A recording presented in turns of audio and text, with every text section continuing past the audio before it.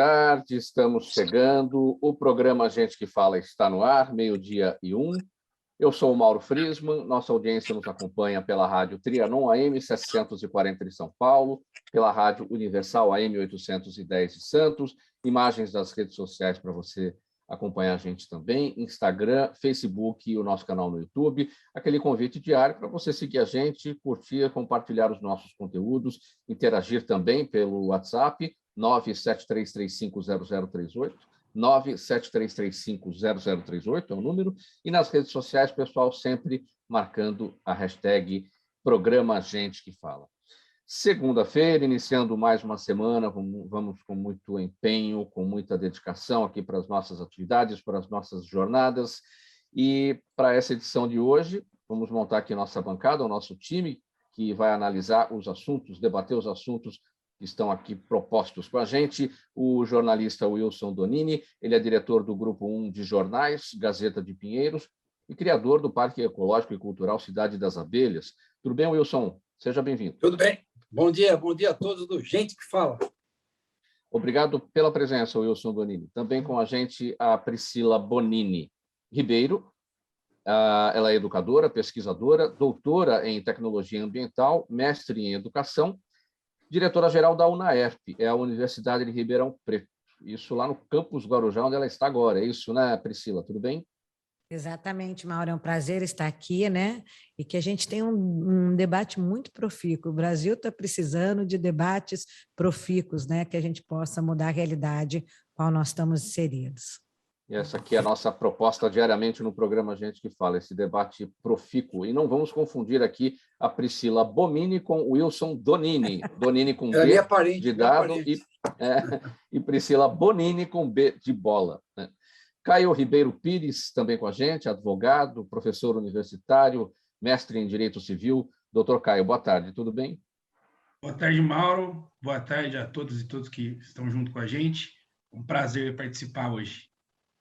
Obrigado pela presença. E fechando aqui o nosso time, Guilherme Brito, advogado, gestor empresarial, sócio fundador da Think Results. Tudo bem, Guilherme? Bem-vindo mais uma vez. Muito obrigado, Mauro, a todos que nos estão acompanhando, aos colegas aqui de bancada, uma boa tarde, um excelente programa para todos nós. Então, vamos lá, 12h03, o nosso primeiro assunto de hoje, o primeiro assunto da semana. O mercado financeiro já não vinha apresentando otimismo com as perspectivas da economia brasileira, tanto no curto quanto no médio prazo.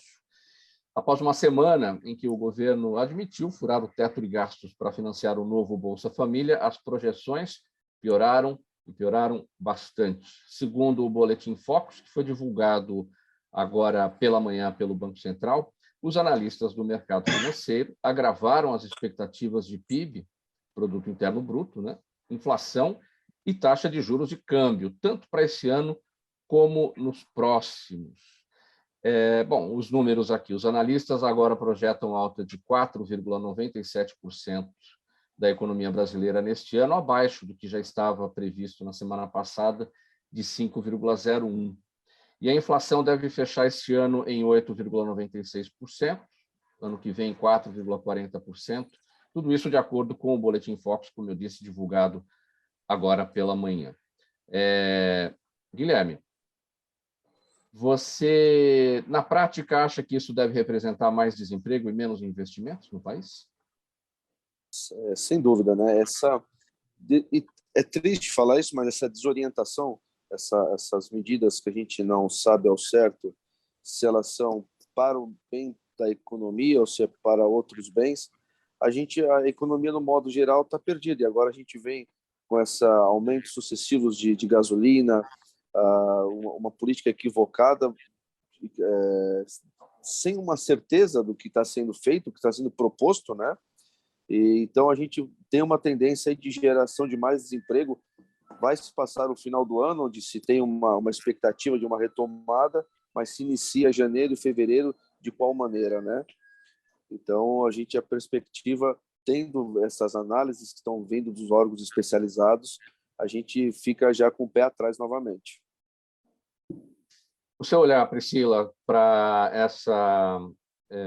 esse boletim, o Boletim Focus divulgado agora pela manhã, com a revisão dessas expectativas para a nossa economia, para o crescimento do país e tudo mais. Eu acho que o Guilherme foi bem pontual, né? Há uma parcela da população que acredita nessa retomada, uma parcela que está muito com o pé atrás, como disse o Guilherme, né? E quando ele cita a desorientação nas medidas tal, é o sentimento que nós temos, né? Mas, infelizmente, o país ainda continua, né, trabalhando não articuladamente, né? Os entes federados, município, estado, União, trabalham desarticuladamente, e tem um fator aí que apimenta tudo isso, né? Que é a questão de nós estarmos véspera a uma questão eleitoral, né? E que prevalece, na verdade, não a bandeira do desenvolvimento, mas uma bandeira política, né? Este eu acho que é o grande entrave que o nosso país passa, não só o nosso país e o mundo. E ainda agravado com um período pós-pandêmico, se é que nós podemos dizer um período pós-pandêmico, né? Porque nós estamos vendo aí no exterior alguns países que já vão voltar ao lockdown, né? Então, precisa haver a contribuição de todos, né? Comunidade, entes federados, e nós teríamos que minimizar esse fator político, mas infelizmente o que a gente tem assistido não é isso. O mínimo de reformas necessárias ainda não foram aprovadas para que pudesse minimizar um pouco a situação econômica do nosso país, né? Aí, se eu olhar para esse Boletim Focus, essa expectativa dos analistas do mercado financeiro, problemas com o nosso crescimento, alta da inflação, alta da taxa de juros, câmbio também maluco. Sim. Cadê o Caio, né? Caio. Sim. Desculpa. Mas depois você volta, Priscila, não tem problema. Eu acho que fui muito feliz a fala dos colegas, né? Eu acho que a gente tem esse problema de, na verdade, pela nossa Constituição, nosso país deveria ser um país de federalismo cooperativo, que não tem sido, né? O federalismo não está em cooperação, ele está um pouco em guerra, isso é um problema gigantesco. E da minha área, do direito privado, com tudo isso, com inflação, taxa de juros, a gente que advoga para empresas, etc., chega final, começo do ano, a gente tem que renegociar contrato, a gente tem que ver como vai ser o próximo ano, e acaba sendo um momento muito crítico, porque existe muita incerteza, a gente fica com dificuldade tanto de orientar clientes, quanto dos próprios clientes verem seus interesses, né, representados aí nesse momento. Do meu olhar de quem trabalha hoje com o direito privado, eu acho que é isso. Wilson Donini, já fazia tempo, você como jornalista, que os fundamentos da economia não apareciam todos ao mesmo tempo nas páginas dos jornais, com pessimismo, né? Olha, só temos críticas, né? Porque essa desarticulação total entre o governo federal, entre o governo estadual, mostra que é uma politicalha que está acontecendo aí, e com isso nós tivemos, você vê, comentando hoje, novo aumento da gasolina, 2, 3 vezes por semana, né? Como você comentou, R$50, o rapaz pôs a gasolina, amanhã o senhor volta? Então, é uma desarticulação total e crítica. Eu acho que nós temos que criticar toda essa situação, tudo que aconteceu de bom e péssimo aí nessa CPI, que prejudicou mais do que melhorou. Eu sei que agora, em campanha política, eles não medem nada. Eles querem atacar de todo lado e começam a fazer certas informações desarticuladas. É motivo de crítica, novamente, da imprensa. 12:10, agora programa Gente que Fala. Priscila, você queria complementar, né? Eu queria parabenizar a fala, né, do Wilson. Realmente isso, né? O fator, né? Enquanto nós deveríamos estar pensando numa bandeira de desenvolvimento do país, as bandeiras partidárias acabam se sobrepondo, né? E aí, no meio de tudo isso, né, um dos pontos que eu também não coloquei é a questão da CPI, né?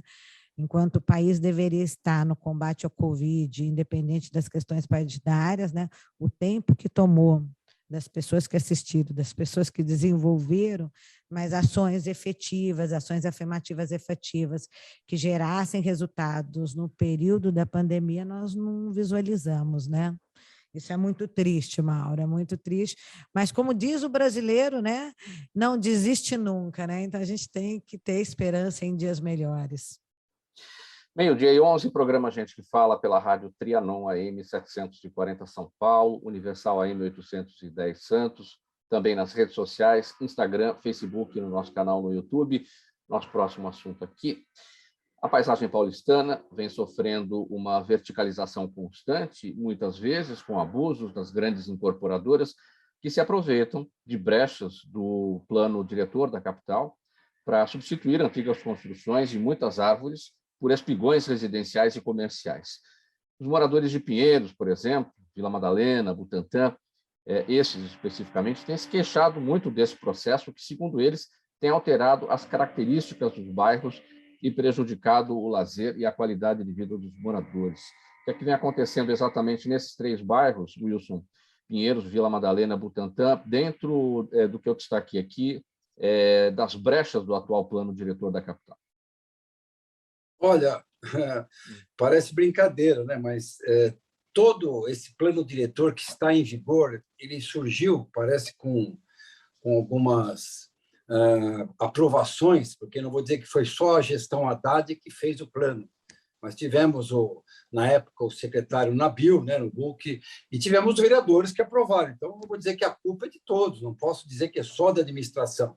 Claro que a administração tinha maioria na Câmara e conseguiu a aprovação desse plano diretor que está arrasando Pinheiros. São 130 prédios, 130 prédios. Agora estão 30 ou 40 em construção. Quem passa pela Rua Pinheiros fica horrorizado.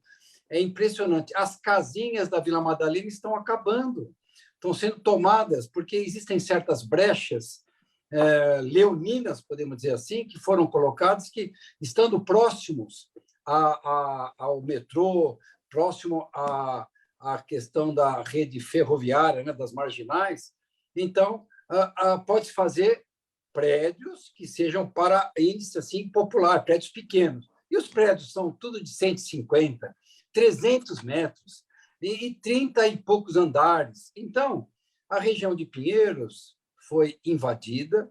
Já existem 2 associações, a Pró Pinheiros e o Bairro Sustentável Pinheiros, que estão colocados e que a Gazeta de Pinheiros semanalmente tem criticado, porque existe um abuso.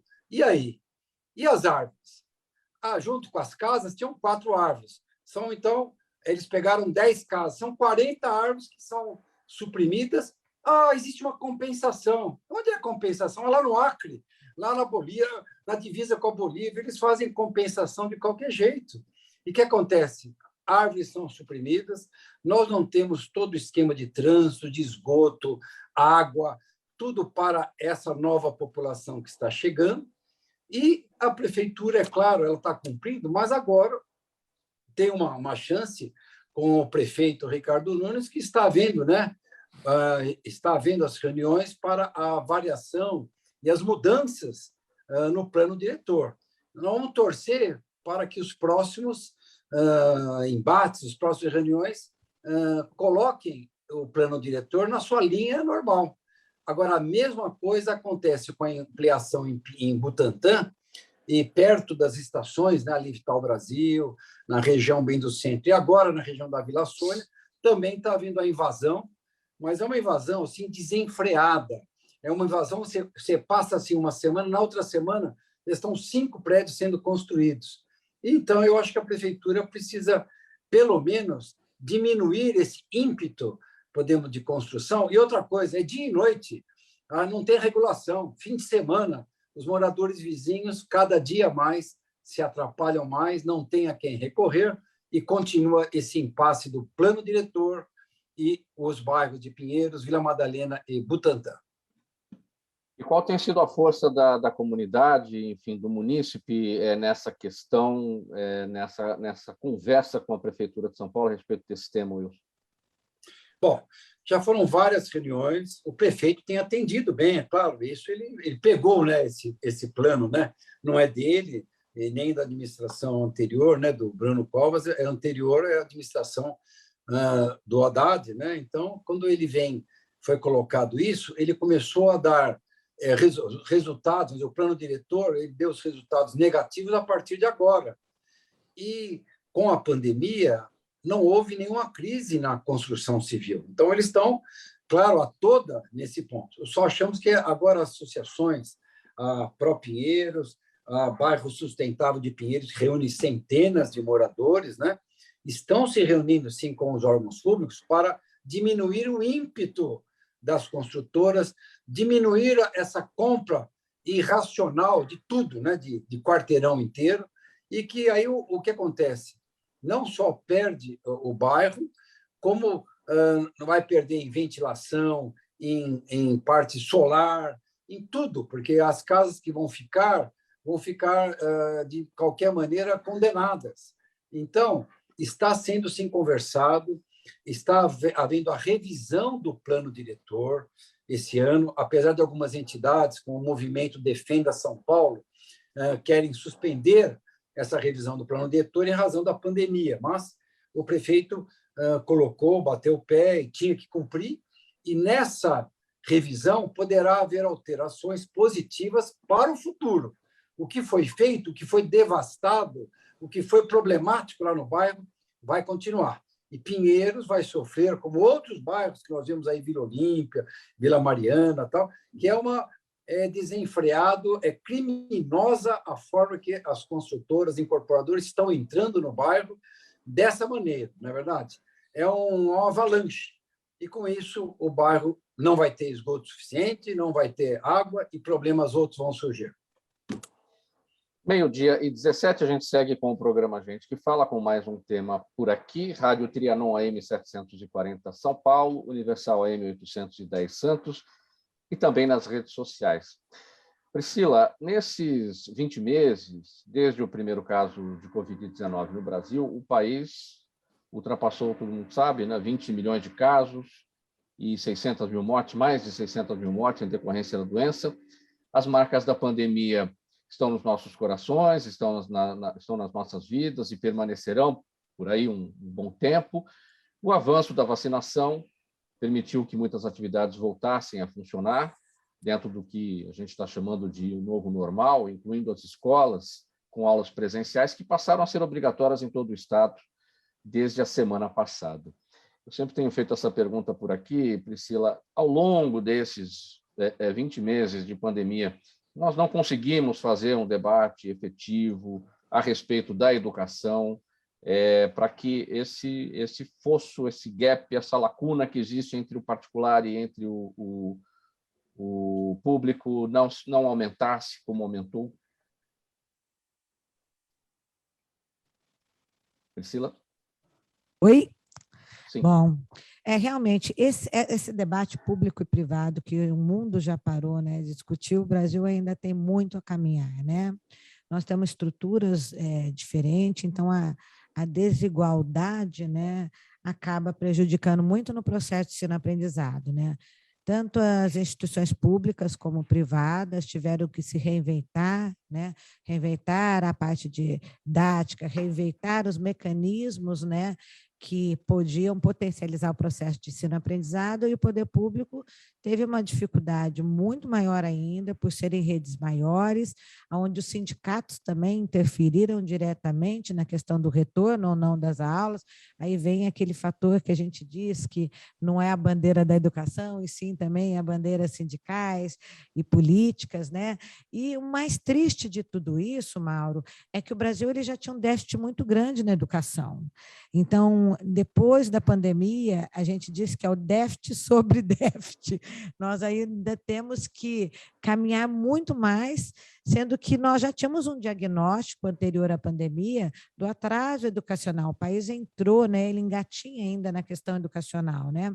É preciso, sim, fazer com que a bandeira da educação prevaleça em todas as áreas do país, na economia, na saúde, para que a gente tenha um país realmente que possa se desenvolver sustentavelmente, né? Um país ele se faz com educação séria. Nós já vimos inúmeros casos, né, Coreia e vários outros casos que se desenvolveram através da educação. E a educação, infelizmente, no país ainda é uma educação que nos palanques políticos ela sai no primeiro discurso, mas que na prática diária a gente tem rupturas, a gente tem bandeiras partidárias sobrepondo a questão essencial da educação. Então é muito triste.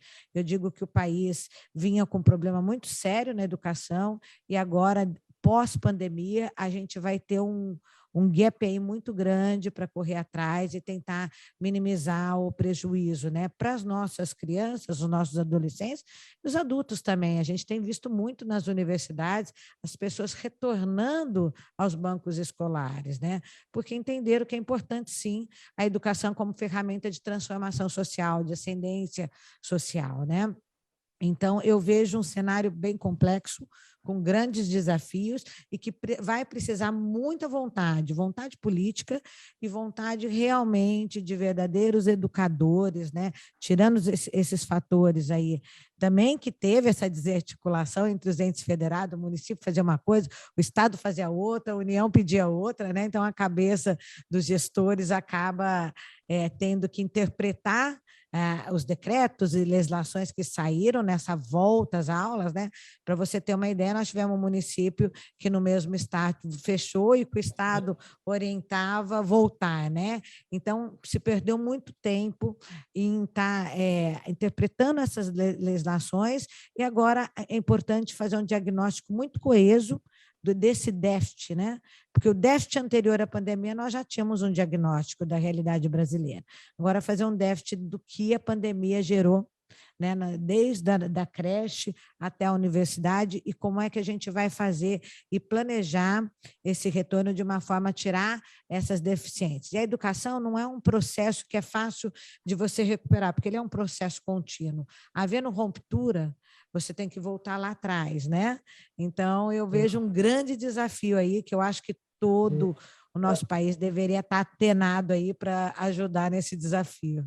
Você falou, Priscila, dessa diferença entre o discurso dos políticos e a prática deles. A gente não sabe até onde o discurso dos políticos é para ganhar a eleição, e a falta de prática deles é por falta de competência, talvez, ou as duas coisas ao mesmo tempo. O fato é, a gente não... Você falou que a gente tinha uma noção sobre o déficit educacional antes da pandemia, que agora não sabemos mais. Será que tínhamos mesmo? Porque se a gente não tinha a condição de ter esse retrato, esse cenário, lógico, você não tem condição de atacar o seu inimigo, como é que fica a partir de agora? Está tudo piorado.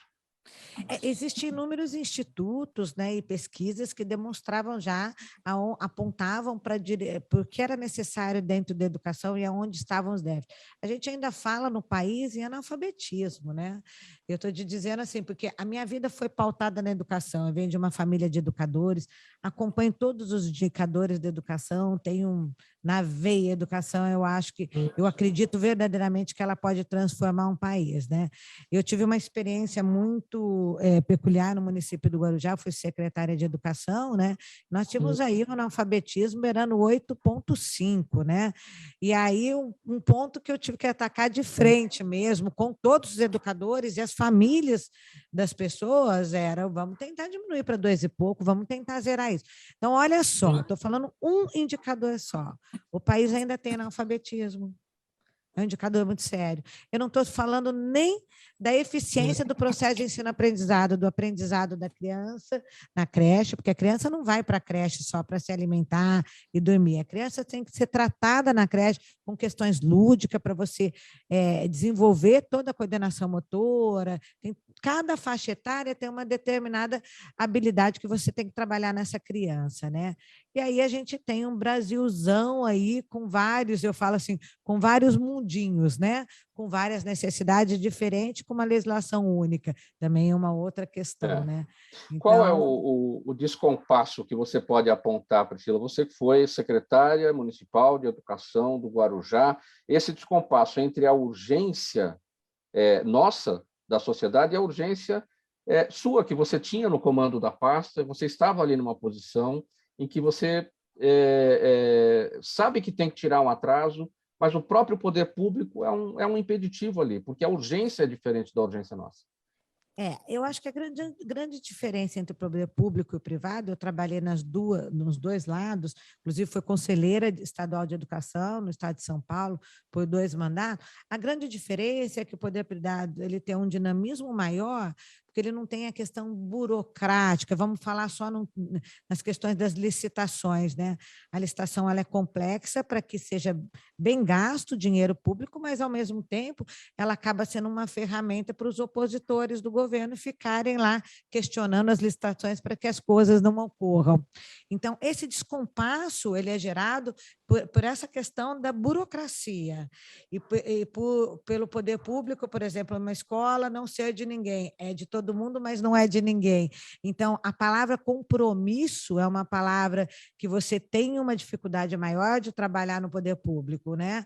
A estabilidade do poder público ela é importante para que não haja perseguições, mas, ao mesmo tempo, ela tem um lado danoso, porque você também não consegue retirar aquele funcionário que não está exercendo e cumprindo o seu papel de servidor público atendendo a população. Então, ela tem os dois lados. Ela tem um lado de proteção, a estabilidade, mas, ao mesmo tempo, ela tem um lado de que também acomoda, estabiliza. Não digo no geral, existem excelentes servidores públicos, como existem péssimos servidores públicos. No privado, a mesma coisa, existem excelentes profissionais, como existem péssimos profissionais.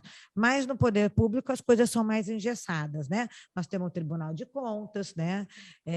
Que você tem que estar atendendo, então, às vezes, alguns projetos você não tem como adequar às legislações existentes.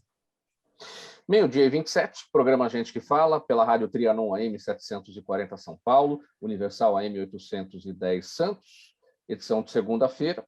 A gente vai para um intervalo bem rapidinho, na volta. E os contratos dos aluguéis, os contratos comerciais, como é que faz para renegociar nesse momento de pandemia? Esse é o assunto do próximo bloco. Até já.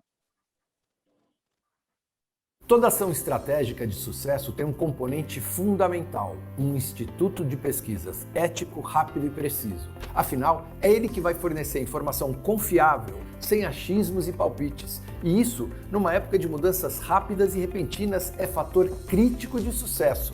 A Orbis é um instituto de pesquisas que une precisão e confiabilidade estatística com a mais alta tecnologia de pesquisas do mercado. Tem inteligência artificial, robótica, big data, entre outros recursos, para que você tenha uma informação correta, confiável, com o menor custo e no menor tempo possível. Na sua próxima ação, seja ela corporativa ou política, comece pela Orbis, porque com a informação correta você vai mais longe, mais rápido e com mais segurança. 12h28, o programa Gente que Fala, pela Rádio Trianon, AM 740 São Paulo, Universal AM 810 Santos, imagens das redes sociais para você também, Instagram, Facebook, o nosso canal no YouTube.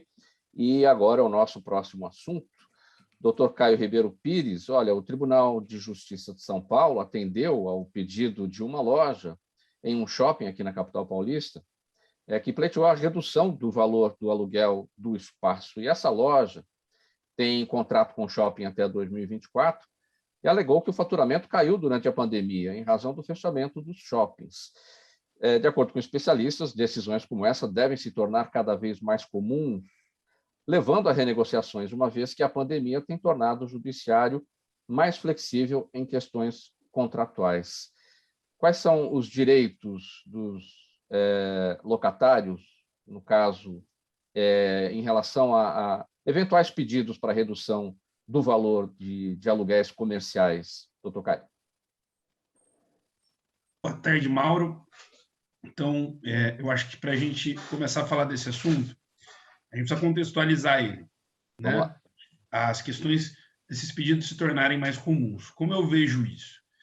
Eu vejo que realmente, com a pandemia, com o evento pandemia tão inesperado e com uma força tão avassaladora, né, no sentido de ser caótico mesmo para a economia, de ser ruim para a economia, a gente teve realmente uma flexibilização durante aquele período de fechamento total das atividades, né? A nossa lei ela ainda é rígida para pensar revisão de contratos, que é isso que você está falando, um juiz ir lá e dizer, olha, você contratou que você vai pagar X, mas você vai pagar X menos Y nesse período, né? Então, eu vejo que isso é bem localizado. Se, eventualmente, como a Priscila estava falando, né, a gente volta a uma situação de fechamento total, isso vai voltar. Mas não me parece que essa flexibilização fora desse cenário tenda a continuar a acontecer, salvo se a gente tiver um debate que também não me parece tão que tenha acontecido, de reforma na nossa lei contratual, né? E um segundo ponto que eu quero destacar é o seguinte, muito importante, você falou sobre questão de shopping center e etc., né? Eu acho que o judiciário tem sido mais sensível às atividades que realmente não conseguiram se realizar. Então, a pessoa tinha uma loja no shopping, ela passou meses sem conseguir utilizar aquela loja, né? Então, ela ficou devendo, ela ficou em crise, ela não conseguiu usar. Então, o judiciário tem sido mais sensível no sentido seguinte, olha, realmente, esse tipo de contrato, durante esse período, ele foi muito prejudicado. A pessoa perdeu a função daquele contrato, né? Então, me parece que a sensibilidade está por aí. Só ressaltar duas questões na prática que eu acho importantes, né? Tanto para locatário quanto para locador, é o que a gente tem feito no escritório.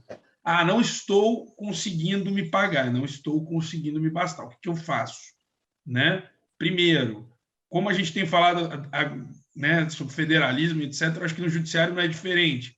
Cada estado a gente tem uma coisa, a gente não tem uma posição do Superior Tribunal de Justiça, que é quem daria essa posição sobre contratos uniforme, né? Então, sempre pesquisar. As pessoas têm conseguido revisão na mesma situação que eu ou não, que a gente tem feito lá no escritório, e analisar o que é melhor para o cliente, se é pedir uma revisão ou se é tentar renegociar, sentar na mesa e renegociar, porque vai ficar melhor. Eu acredito que nesse período agora de reabertura é o que vai acontecer. Eu acho que a renegociação ela vai ser um cenário muito mais comum para quem pegou uma crise muito forte da época da Covid, do que mais forte, né, mais, na época de pandemia mais intensa, do que a revisão. Deixando outro ponto que eu acho muito importante, e aí aqui eu já encerro, tá, Mauro? Outro ponto que eu acho muito importante, que as empresas precisam tomar um especial cuidado, né, nas locações comerciais, e precisa ter muito, muito cuidado com isso. Uma coisa é eu não conseguir pagar um aluguel, uma coisa é eu não conseguir pagar uma conta muito alta. Aí eu vou falar de revisão, aí eu vou falar de renegociação. Outra coisa, outro cenário é o seguinte, eu não consigo pagar meu aluguel, eu não consigo pagar minha luz, eu não consigo pagar meu condomínio, eu não consigo pagar meu fornecedor. Aí eu estou entrando num cenário que eu tenho duas opções. Ou eu vou pedir uma recuperação judicial, porque aí minha renegociação tem que ser coletiva, nenhuma renegociação de um contrato só vai me bastar, vou renegociar um, não vou conseguir pagar ele, vou renegociar outro, entro numa bola de neve. E sempre sabendo o seguinte, também é outra coisa que a gente tem trabalhado muito com os clientes. Recuperação judicial existe, é para ser usada, não é feio, né? Não é feio, existe, é para ser usada, e é para ser usada no momento certo, para evitar que isso chegue a uma situação tão grave que não haja opção que não uma falência. Agora, em relação a essas renegociações dos contratos dos aluguéis comerciais, aqui no caso, vamos falar dos shoppings, né? Que é essa situação aqui desse lojista que conseguiu essa redução por decisão do Tribunal de Justiça de São Paulo. Qual tem sido o tempo da Justiça para essa decisão? A celeridade, porque às vezes você pleiteia, a Justiça demora, claro, o shopping está aberto, você está com a loja aberta, já está faturando, mas você está faturando por daqui para frente, aquilo que está atrasado, o locador está te cobrando, e você está esperando uma decisão da Justiça para renegociar aquilo. Esse ponto é bem interessante, Mauro, e realmente essas decisões não são rápidas, né? E muito do que está se falando dessas decisões que aparecem agora são pessoas que realmente entraram no judiciário ali no final do ano passado, no período mais crítico, e elas estão tendo isso agora. O que pode ser feito? E durante a pandemia aconteceu muito, a gente teve alguns casos, né? Aconteceu muito, mas eu tendo a achar que a partir, com tudo reaberto, vai ser muito mais difícil de acontecer. As decisões davam o que a gente chama de tutelas de urgência. O que são tutelas de urgência? A pessoa fala assim, olha, eu não vou conseguir esperar uma sentença. Eu não vou conseguir esperar esse tempo da justiça que você está falando. Juiz, eu preciso agora. Nos próximos meses eu preciso de respiro. E o juiz efetivamente dava. Falava, não, tudo bem. Então, nos próximos meses você pagava o quê? 6 mil? Você vai pagar 4. Né? Agora, é isso que eu digo para você. Foi um período em que tudo estava fechado. Eu acho que agora, com a reabertura, a gente tende a ver aceitação desses pedidos no judiciário diminuída, voltando para a mesa de renegociação, né? É o que eu tenho falado com meus clientes. Só deixar outra coisa clara que estava ali no finalzinho da outra resposta. a queda de faturamento de uma empresa, ela, via de regra, não é, tá? No direito brasileiro, a gente poderia discutir, eu acho que seria até interessante que fosse, mas ela não é causa de revisão do contrato, né? Pelo simples fato da pessoa estar ganhando menos, ela não pode pagar menos do que ela contratou. Ela teria que entrar numa recuperação judicial ou algo assim. E um último ponto, doutor Caio, importantíssimo, a questão do índice de reajuste. A gente viu o IGPM chegar nos últimos 12 meses aí a 33%, 35%, que está completamente fora do razoável num contrato de imóvel de residência, um contrato residencial. Isso não tem nada a ver com um salário, um reajuste desse. E também não tem nada a ver com a lucratividade de um lojista de shopping, né? Porque não tem como acompanhar. Como é que tem sido a renegociação para esse índice? Isso é um ponto interessante, porque a gente tem visto algumas coisas. Também os tribunais têm sido bem sensíveis e têm permitido revisão quanto a isso. Tá? Os tribunais têm permitido revisão. Outro ponto que a gente tem visto é que também alguns clientes nossos têm sido bem favoráveis à renegociação, né? A gente tem conseguido algumas renegociações legais, e as próprias plataformas, por exemplo, quando a gente fala de aluguel, quinto andar, etc., as plataformas de aluguel virtuais, as imobiliárias virtuais, têm sido sensíveis a ponto de chegar para os clientes e falar, olha, vocês estão usando essa plataforma aqui, a gente vai mudar o índice. Como eu vejo essa questão, Mauro? Na minha opinião, e é até interessante que até dentro do escritório alguns sócios meus têm opinião divergente. Eu entendo que a gente tem que sempre pensar contrato de acordo com o que a gente chama de usos e costumes, porque a gente costuma fazer. Então, todo mundo sempre contratou de acordo com um índice ou outro, sabendo que ele aumentava mais ou menos a mesma coisa de um ano para o outro. Sim. A gente teve uma explosão. Então, a gente tem uma situação inesperada. Eu acho que, nesse caso do IGPM, sim, a gente tem que ter revisão, mas a gente tem que ter um puxão de orelha nos nossos clientes, nos nossos empresários também, para eles pensarem o seguinte, né? Aquelas coisas que ninguém dá valor na hora que olha um contrato, tem que ser dado. Então, você tem que colocar o contrato na mão de uma pessoa que conhece o contrato, para ela ler, para ela analisar, para ela saber o que cada coisa quer dizer. Então, eu acho que isso chama atenção, e eu sempre digo isso também, né? No Brasil, a gente é regido pelo que a gente chama de boa-fé objetiva. A gente tem que ter boa-fé na hora de negociar. E quando a gente fala de boa-fé, a gente fala de conduta proativa. Então, essa questão do índice ela é interessante, por exemplo, que o IGPM ele foi dando sinal durante o ano que ele ia explodir. Então, a gente precisa estar sempre acompanhando os nossos contratos, sempre aconselho muito isso aos meus clientes, né? Acompanha seu contrato. Olha, não está conseguindo pagar, está vendo que vai dar um problema? Liga para o outro contratante, fala, olha, isso aqui vai dar problema, não vai ser assim, vamos reajustar. Tudo isso ajuda muito.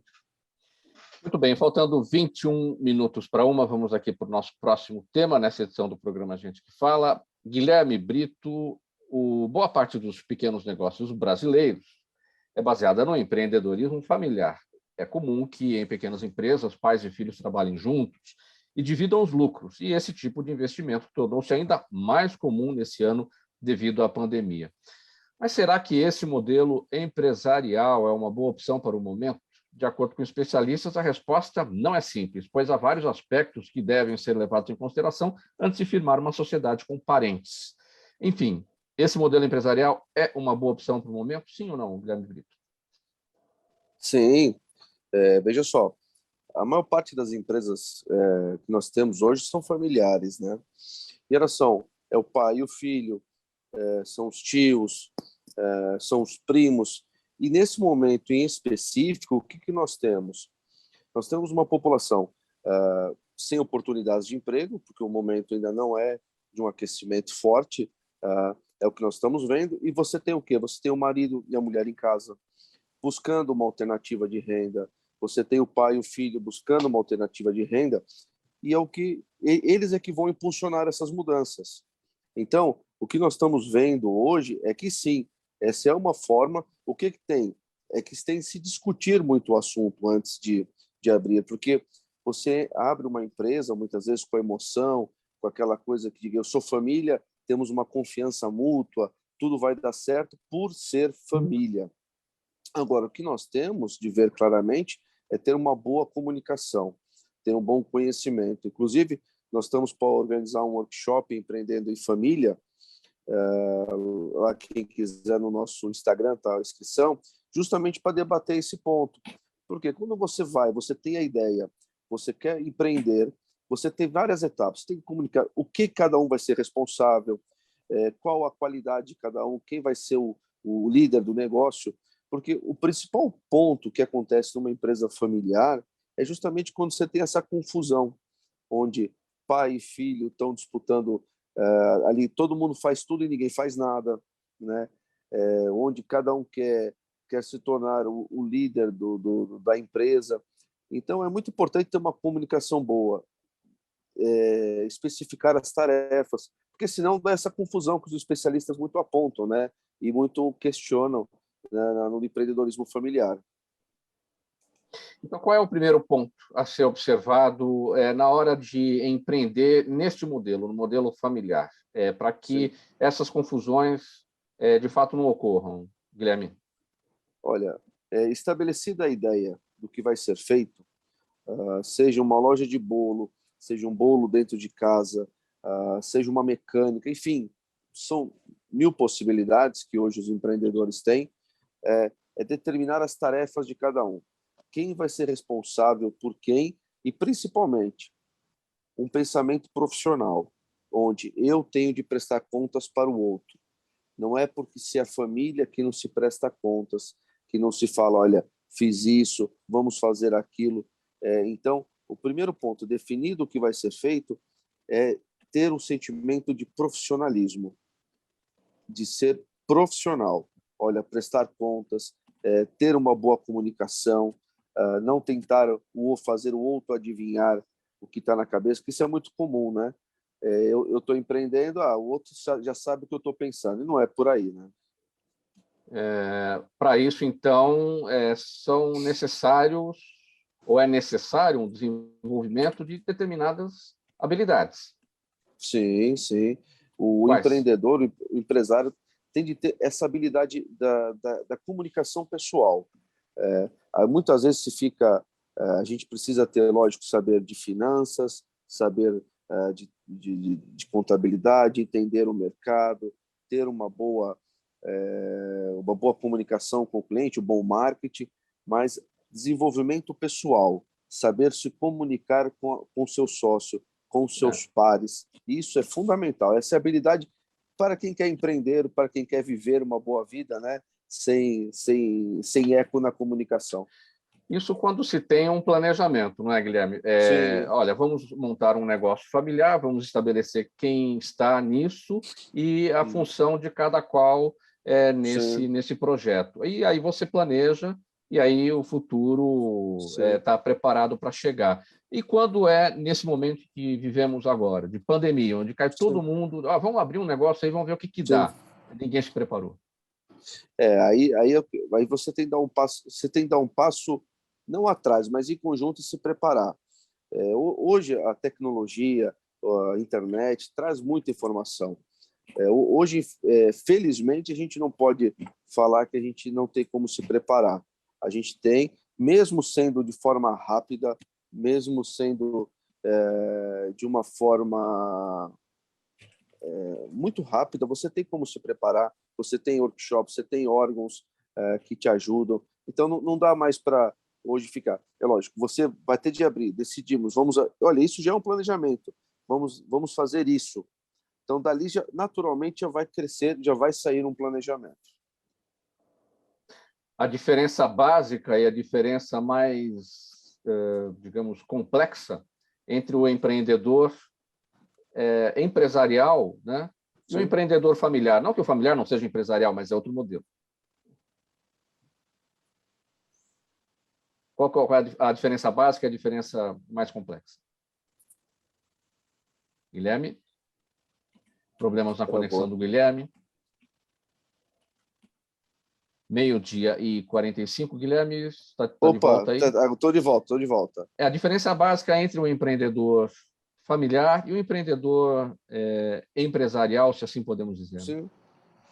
Os dois, isso é interessante que você falou. Empreendedor familiar, ele é empreendedor, ele é um empresário, né? Então, ele tem de seguir o que vai diferenciar ele de um profissional é a constituição dele.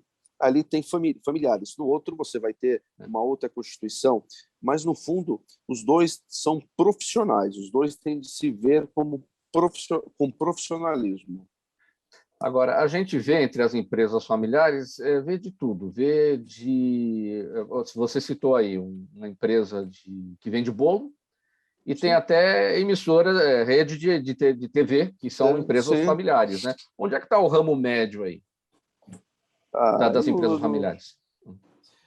As empresas familiares estão em todos os locais. Não sei se dá para a gente fazer uma média aí. A empresa familiar está na constituição de todas. Das grandes montadoras de veículos começaram como empresa familiar, grandes redes alimentícias, do varejo, enfim, de todos começaram ou estão na mão de familiares, né? Aí a continuidade volta nisso que a gente falou, no planejamento, na estrutura, na boa comunicação, né? E é o que nós temos trabalhado bastante. Muito bem, 13:01 agora, mais um tema por aqui, programa Gente que Fala. O Parque Ecológico Cidade das Abelhas, que completa 41 anos de existência, oferece uma ótima opção de lazer e faz um alerta também. Olha, as abelhas responsáveis pela polinização da maioria das colheitas que alimentam e vestem a humanidade estão desaparecendo, e isso pode ser um problema para o mundo. O fenômeno foi notado em 2006, continua crescendo. As causas são diversas: inseticidas e fungicidas, falta de flora natural, mudanças climáticas, manejo intensivo das colmeias, vírus, fungos, bactérias e até a emissão eletromagnética de celulares. Como é que a gente freia esse processo de, digamos, Wilson, sumiço das nossas abelhas? Bom, você já esclareceu bem, exatamente isso, né? Na realidade, esse alerta foi dado quando, nos Estados Unidos, eles também importaram algumas rainhas da Austrália que vieram com doenças, podemos dizer, junto com a questão da poluição automotiva, né, dos Estados Unidos, em muitos estados, e principalmente o uso de agrotóxicos, na qual eles descobriram que alguns agrotóxicos, né, e da Bayer, principalmente, eles não afetavam, não tinham problema com o ser humano, mas tiravam o sentido de localização das abelhas e dos insetos polinizadores. E aí, como os Estados Unidos acredita muito na polinização, ele perdeu bilhões de reais, porque as abelhas elas saíam para buscar o néctar e o pólen e polinizar as plantas e não voltavam para a sua casinha. Aí esse alerta foi dado para a Europa e foi tudo proibido, toda essa parte, e, infelizmente, nós estamos em briga aqui com o Ministério, né, com todos os órgãos federais que administram isso, porque esses tóxicos, podemos dizer assim, né, tudo isso está sendo vendido no Brasil. E quando nós indagamos pela Confederação Brasileira de Apicultura, a Federação, nossas associações aqui paulistas, a nossa ministra na época, né, ela informou que já existia esse contrabando desses agrotóxicos proibidos e estava até liberando, entre aspas. Aí a briga ficou boa, nós discutimos muito, fomos à TV, junto com a mídia e tal, e, é claro, houve uma diminuição, mas ainda existe o problema, é claro. Nós temos aqui no município de Embu das Artes, São Paulo, a Cidade das Abelhas, há 41 anos, que foi feito um projeto para receber as escolas. Já recebeu milhares de crianças, é claro, nos últimos 2 anos, não mais, mas mostra um pouquinho da importância da abelha para a natureza. A importância é que sem abelha o ser humano não vai sobreviver. Ele vai viver 2 ou 3 anos, porque a maioria da alimentação, ela depende das abelhas.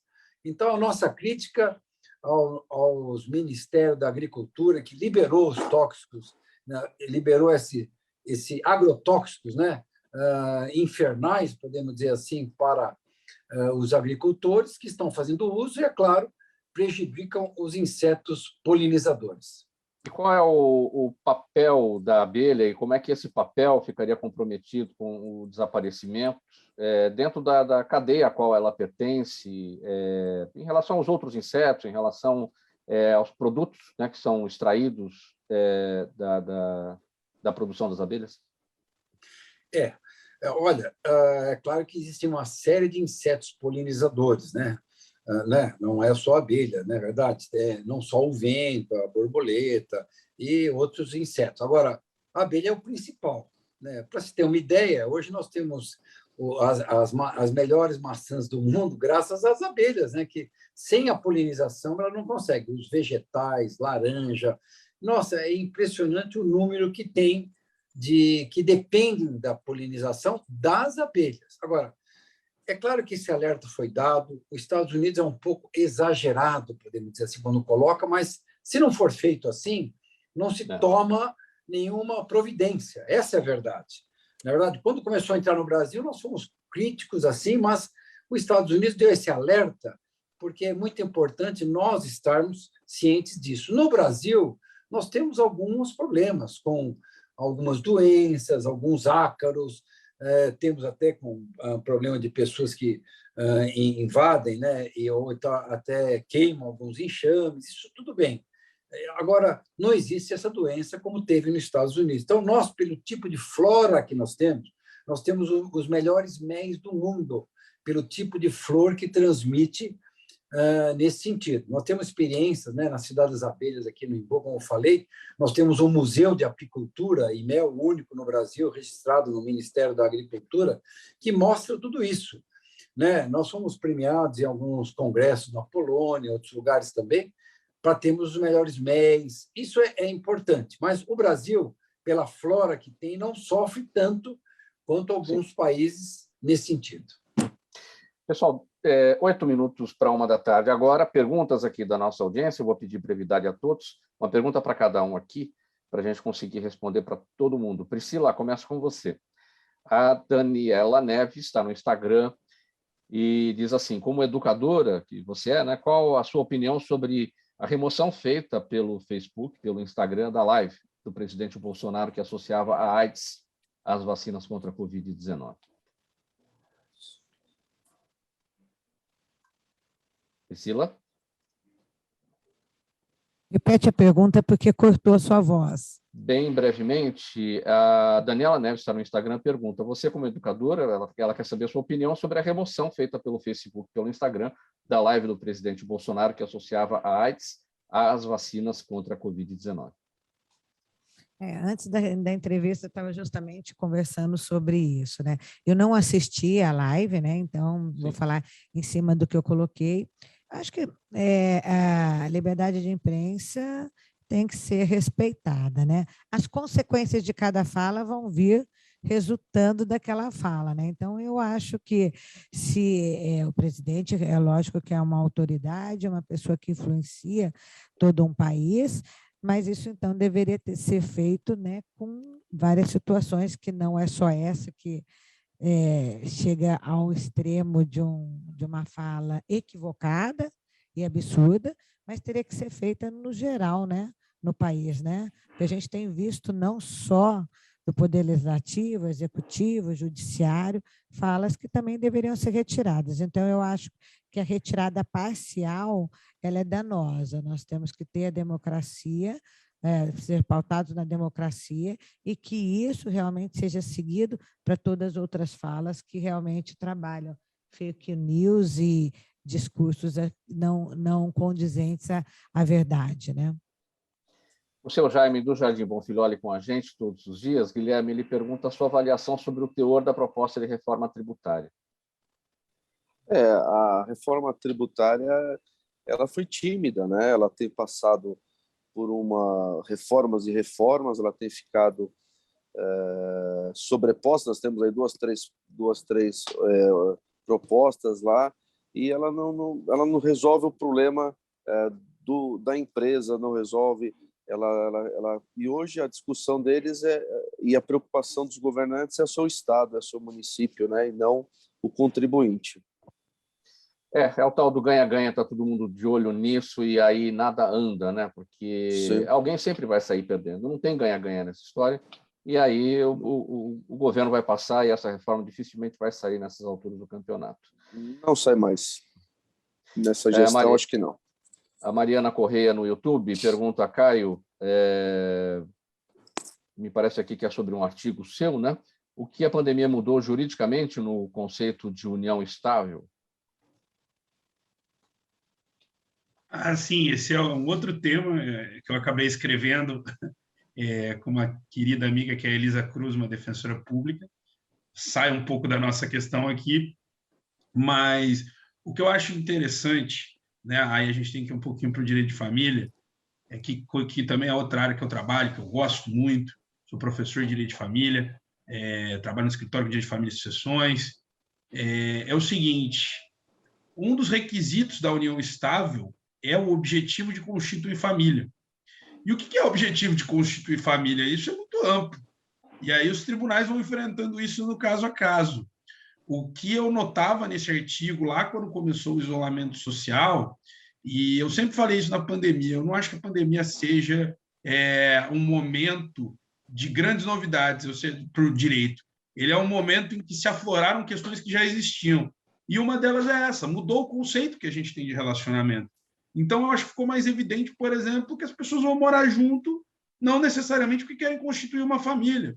Porque dentro da nossa organização social, econômica hoje, ter um namoro e morar junto parece algo viável. Então, o que eu colocava ali, o que eu acho, isso não foi ainda decidido nos tribunais, a gente ainda começou a ter um aceno muito tímido, que a gente deveria aceitar uma maior autonomia mesmo das pessoas para entenderem se estão em um namoro ou numa união estável, inclusive regulando isso por meio do chamado contrato de namoro, que é uma outra polêmica que eu vejo isso como muito positivo, aos poucos tem sido aceito no judiciário. É um pouquinho sobre isso que eu falava lá, desculpa me alongar. André Coutinho no Facebook. Donini, qual a expectativa ou a perspectiva dos moradores de Pinheiros e Vila Madalena para o carnaval que se aproxima? Pergunta do André Coutinho. Bem brevemente, Wilson. Bom, André, foi tema de manchetes da Gazeta de Pinheiros e vai ser de novo. O problema não é o carnaval, o problema é o carnaval de rua em Pinheiros.